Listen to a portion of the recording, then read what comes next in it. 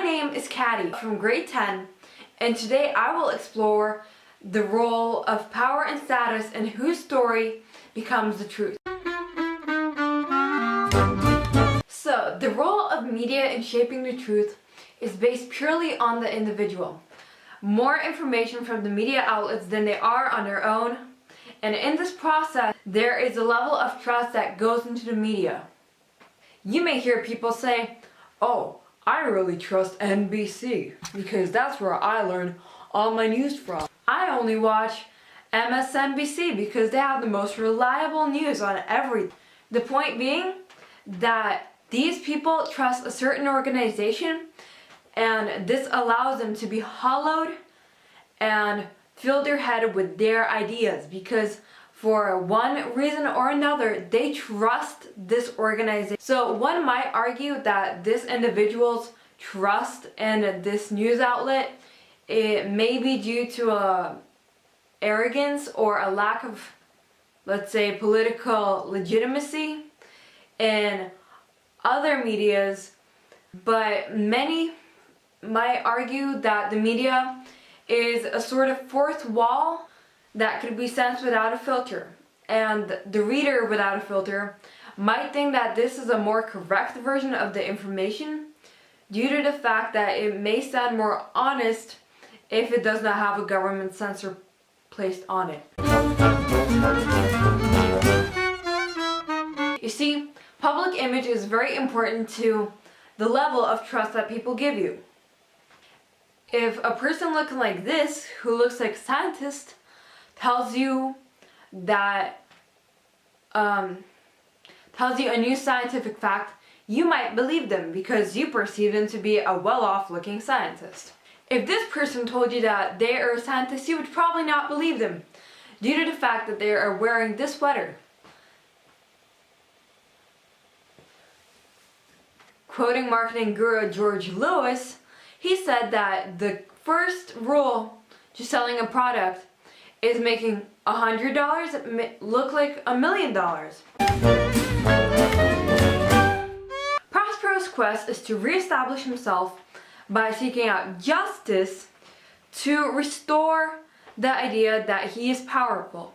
And he does this by taking control of the lives of other characters, which could be considered basically colonization, as he did colonize Caliban, because it was actually Caliban's island in the beginning before Prospero and Miranda came over. So therefore it is colonization.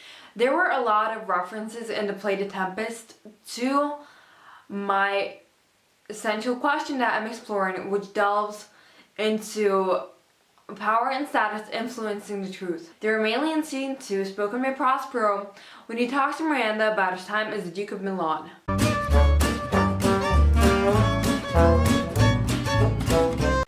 So Prospero talks to Miranda about his time in Milan, where he loved being his prosperous self in Milan.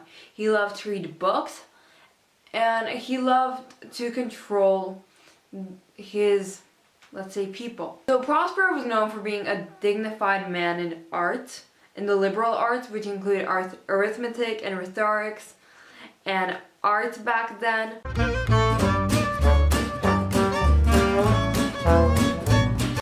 The government was given to his brother, and therefore Prospero turned to magic.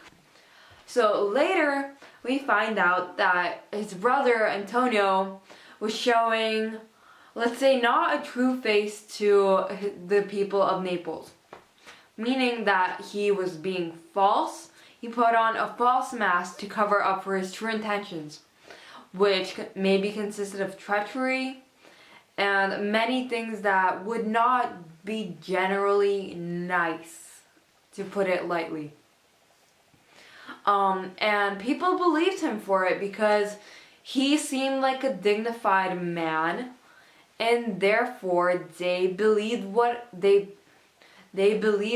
he said. And so we know that Antonio maybe was treacherous and conniving on the road to seeking power, stole the power But then when people asked him or brought up the question, it says that he was a sinner of his memory, to paraphrase it a little, which means that he pretended to forget things and that they just escaped his mind.